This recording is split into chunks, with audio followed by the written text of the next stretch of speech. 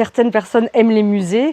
Pour moi, un cimetière, c'est un musée à ciel ouvert. On est au cimetière Saint-Hilaire de Marville pour justement parler d'une de mes passions qui est la taphophilie et l'art funéraire en général. Ça vient de taphos qui veut dire tombe et philie qui veut dire aimer. Ça rassemble toute la passion pour la visite des cimetières et plus largement l'attrait pour les lieux funéraires, les ossuaires, les cryptes, les cathédrales, les églises. C'est assez large, en tout cas en ce qui me concerne. Les cimetières m'ont toujours intéressée, c'est depuis l'enfance. Je pense que j'ai toujours été habituée à aller au cimetière avec mes parents, mes grands-parents, donc j'ai jamais eu peur. Début des années 2000, j'ai visité un cimetière en Italie, donc le cimetière de Venise, qui m'a vraiment subjuguée par sa beauté, qui a déclenché des émotions pas possibles et qui m'a donné envie en fait d'en voir d'autres. Chaque cimetière a sa propre histoire. Les sculptures que je peux découvrir en me baladant, ça peut s'apparenter à quelqu'un qui va au Louvre et qui découvre un tableau qui peut lui procurer une émotion. Pour moi, c'est pareil. Certaines personnes aiment les musées.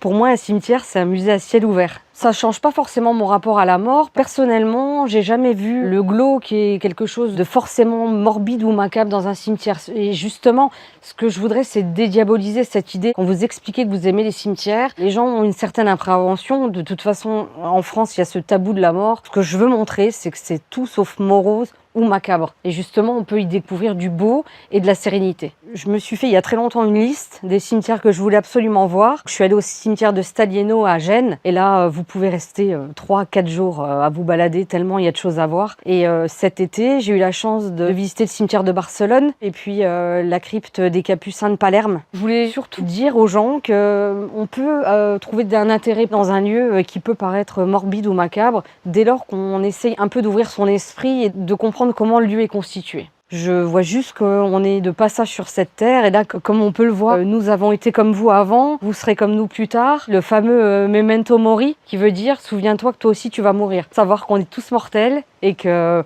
passera tous par là.